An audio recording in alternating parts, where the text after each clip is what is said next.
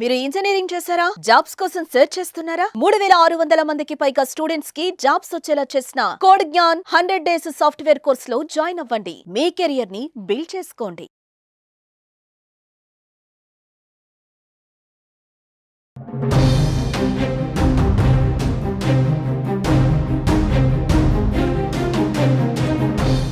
Operation Sindoor Pahalgam ఉగ్రదాడి తర్వాత 15 రోజుల తర్వాత భారత ప్రతీకారదారులకు దిగింది. పాకిస్తాన్లో ఉన్నటువంటి ఉగ్రవాద స్థావరాల లక్ష్యంగా మిసైల్స్ ప్రయోగించి అర్ధరాత్రి పాకిస్తాన్ గుండెల్లో నిద్రపోయింది. దీంతో భారత ప్రజలందరూ హర్షిస్తున్నారు. భారత ప్రభుత్వం తీసుకున్నటువంటి నిర్ణయం పైన ఉగ్రవాద స్థావరాలపైన ఎట్ ఎ టైం 9 ఉగ్రవాద స్థావరాలపైన భారత్ నుంచే మిసైల్స్ ద్వారా మొట్టమొదటిసారి మిసైల్స్ని ప్రయోగించిన వాటిని ధ్వంసం చేసినటువంటి చర్య పట్ల అందరూ కూడా ప్రశంసిస్తున్నారు. ప్రపంచ దేశాలకు కూడా ఈ దాడి జరిగినటువంటి వెంటనే ఇన్ఫర్మేషన్ కూడా ఇవ్వడం జరిగింది. దీనికి సంబంధించి మిగతా దేశాలు కూడా ఇప్పటి వరకు పాకిస్తాన్ మద్దతుగా ఎవరు నిలబడలేదు. ఉగ్రవాదం పైన భారత్ చేస్తున్న పోరాటానికి ఇంకా మద్దతు తెలుపుతున్నారు.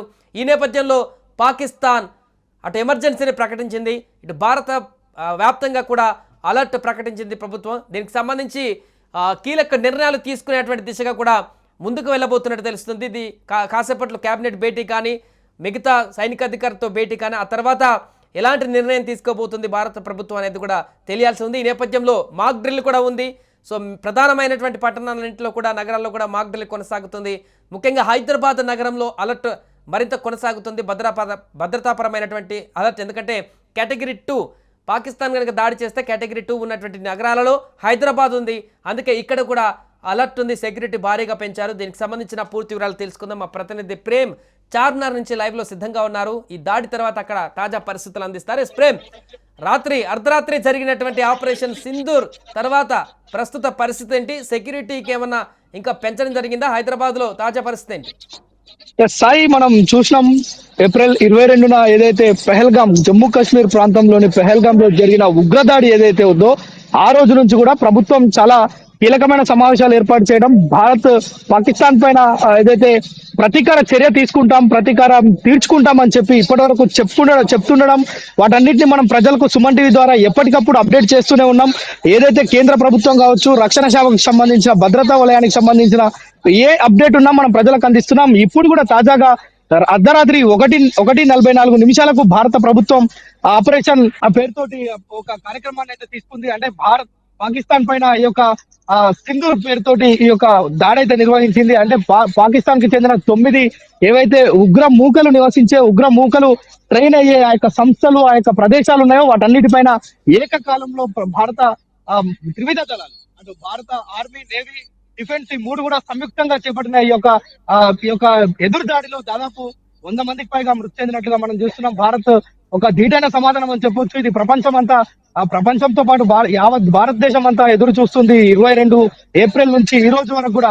ఎందుకంటే ప్రతి ఒక్కరు జమ్మూ కాశ్మీర్ లో అమాయకమైన ప్రజలను, పర్యాటకులను, అదేవిధంగా ఆర్మీకి సంబంధించిన వారిని కూడా అందులో చంపేయటం మనం చాలా, అంటే భారత్ మొత్తం దిగ్భ్రాంతి వ్యక్తం చేసిన పరిస్థితి. ఆ రోజు నుంచి ప్రతి ఒక్కరు ఎదురు చూస్తున్నారు. భారత్ ఏ క్షణంలోనైనా సర్జికల్ స్ట్రైక్ నిర్వహిస్తుంది, లేదంటే ఒక యుద్ధాన్ని ప్రకటిస్తుంది.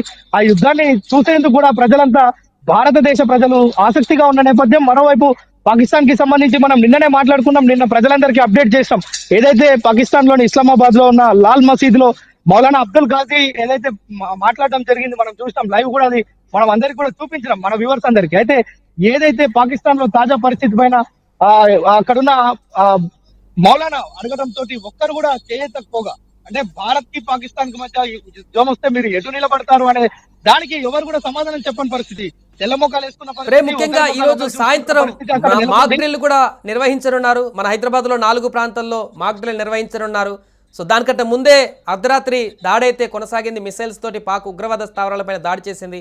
సో ఇప్పుడు ఇది మాక్ డ్రిల్ లాగానే చూడొచ్చా, లేకుంటే అటు పాకిస్తాన్ నుంచి కూడా అక్కడ ప్రధాని ఇంకా ప్రగల్భాలు పలుకుతున్నారు, మేము దాడి చేస్తాం భారత్ మీద అనేటువంటి అంశాలు. ఈ నేపథ్యంలో మాక్ డ్రిల్కి సంబంధించిన అంశాలు ఏ విధంగా ఉన్నాయి? ఈరోజు సాయంత్రం ఎలాంటి చర్యలు తీసుకోబోతున్నారు?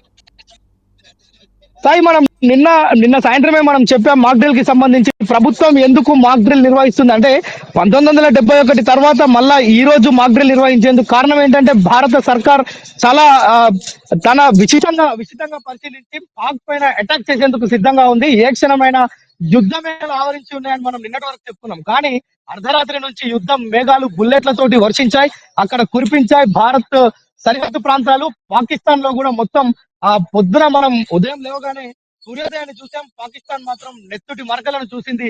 ఇది మాత్రం యావత్ భారతదేశం అంతా ఒకవైపు హర్షం వ్యక్తం చేస్తున్న పరిస్థితి. ఎందుకంటే 26 మందిని హతం చేసిన ఉగ్రవాదులకు బుద్ధి చెప్పాలనే దృఢ సంకల్పంతో అటు యావత్ భారతదేశం అంతా ఉంది. త్రివిధ దళాలు ఉన్నాయి, ప్రభుత్వం ఉంది. అన్ని అంటే రాజకీయాలకు అతీతంగా కూడా అన్ని పార్టీలు కూడా ఎప్పుడెప్పుడు అని ఎదురు చూసిన పరిస్థితి. ఇప్పుడు తాజాగా అంటే ఈ రోజు సాయంత్రం 4:30 గంటలకు హైదరాబాద్ లోని 4 ప్రాంతాల్లో మాక్ డ్రిల్ నిర్వహిస్తున్నారు. మాక్ డ్రిల్ ఉద్దేశం ఏంటంటే ఏదైతే యుద్ధం కానీ అత్యవసర పరిస్థితులు ఏర్పడినప్పుడు ప్రజలు ఎలాగ జాగ్రత్తలు తీసుకోవాలి, ఎలా తమను స్వీయ రక్షణ ఎలా చేసుకోవాలి, అంటే సెల్ఫ్ డిఫెన్స్ ఏ విధంగా చేసుకోవాలనేది భారత ఆర్మీ కావచ్చు, డిఫెన్స్ కావచ్చు, వీరంతా ప్రజలకు నేర్పిస్తారు. అంటే ఎవరైతే లోకల్ గా ప్రజలు ఉంటారో వారందరికీ కూడా వాటన్నిటిని నేర్పిస్తారు. ఒకవేళ యుద్ధమే కనుక జరిగితే, బాంబులు కనుక ఇక్కడ వర్షిస్తే, అక్కడ మిసైల్స్ ఇక్కడ ప్రయోగిస్తే మనందరం ఎలాగ జాగ్రత్తగా వ్యవహరించాలనే విషయాన్ని మాక్ డ్రిల్ ద్వారా చెప్పిస్తారు. అయితే ఈ రోజు సాయంత్రం 4:30 గంటలకు మాక్ డ్రిల్స్ కి కూడా డిఫెన్స్ అకాడమీ మొత్తం అయితే సికింద్రాబాద్ ఏదైతే గోల్కొండ, అదే విధంగా 4 ప్రాంతాలు హైదరాబాద్ లో ఉన్నాయి. ఆంధ్రాలో కూడా వైజాగ్ తదితర ప్రాంతాలు మొత్తం దేశవ్యాప్తంగా 244 పాయింట్స్ ని ఇక్కడ మనం చూసాం. అంటే ఇక్కడ మొత్తం ఏర్పాట్లు చేస్తున్నారు.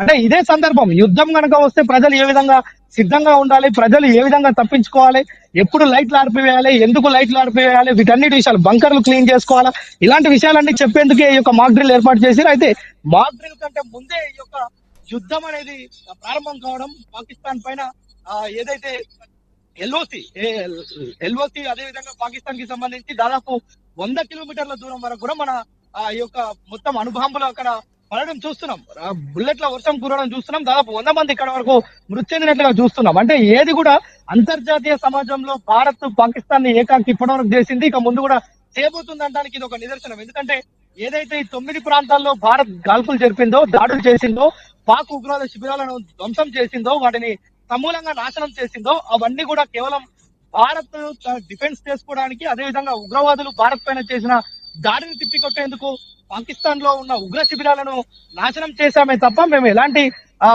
సామాన్య జనవాసాలకు మేము ఎలాంటి ఆటంకం కలిగించలేదని మనం భారత ప్రభుత్వం అంతర్జాతీయ సమాజంలో చెప్పుకునేందుకు వీలుగా ఇప్పుడు ఇదంతా కూడా చేసింది. అంటే మనం ఈ యొక్క ప్రక్రియ మొత్తం చూస్తే అర్ధరాత్రి నుంచి అధికారికంగా రక్షణ శాఖ ఏదైతే ఇచ్చిందో ప్రకటన 1:40 నిమిషాలకు ఈ యొక్క డ్రైవ్ స్టార్ట్ చేశారు, ఈ యొక్క ఆపరేషన్ సింధూర్ ను ప్రారంభించారు. అప్పటి నుంచి కూడా దాదాపు జరిగిన ఈ కాల్పుల్లో పాకిస్తాన్ ఉగ్ర యొక్క ఏదైతే శిబిరాలు ఉన్నాయో వాటన్నిటిని నేలమట్టం చేశారు. అంటే భారత్ కేవలం ఉగ్రవాదం మీదనే పోరు చేస్తుందే తప్ప అక్కడున్న సామాన్య ప్రజల్లో, పాకిస్తాన్ ప్రజల్లో పిల్లడం చేయాలనేది భారత్ ఉద్దేశం కాదు అనేది అంతర్జాతీయ మార్కెట్ లో చెప్పే సుస్పష్టమైన వైఖరి భారత ప్రభుత్వం వద్ద ఉంది. మరోవైపు రాత్రి నుంచి ప్రజలంతా కూడా ఎదురు చూస్తున్నారు.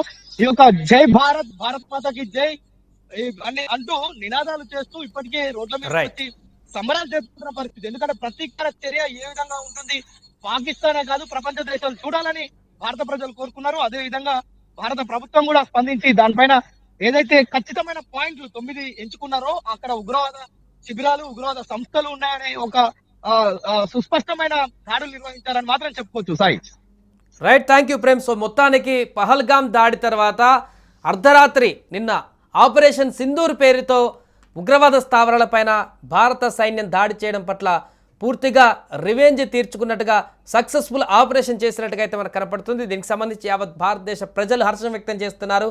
ఇంకా అక్కడున్నటువంటి ఉగ్రవాద శిబిరాలను పూర్తిగా సమూలంగా నిర్మూలించాల్సిన అవసరం ఉంది.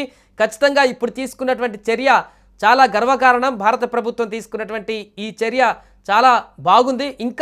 ఇంకా కూడా పాకిస్తాన్ మూలాల్లోకి వెళ్ళి ఆ ఉగ్రవాదాన్ని పూర్తిగా సమూలంగా నిర్మూలించడానికైనా కూడా సిద్ధపడాలంటూ కూడా చాలామంది అభిప్రాయాన్ని వ్యక్తం చేస్తున్నారు. ఏదేమైనా దీనికి సంబంధించి ప్రస్తుతం పాకిస్తాన్ ఇప్పటికే బార్డర్లో విచ్చలవిడిగా కాల్పులు జరుపుతూ అక్కడున్నటువంటి బార్డర్లో స్థానిక అమాయక ప్రజలను కూడా అక్కడ చంపేసే ప్రయత్నం చేస్తున్నట్టుగా వార్తలు వస్తున్నాయి. అటు మన బలగాలు కూడా ధీటుగా అట్నుంచి కాల్పులను తిప్పికొడుతున్నారు.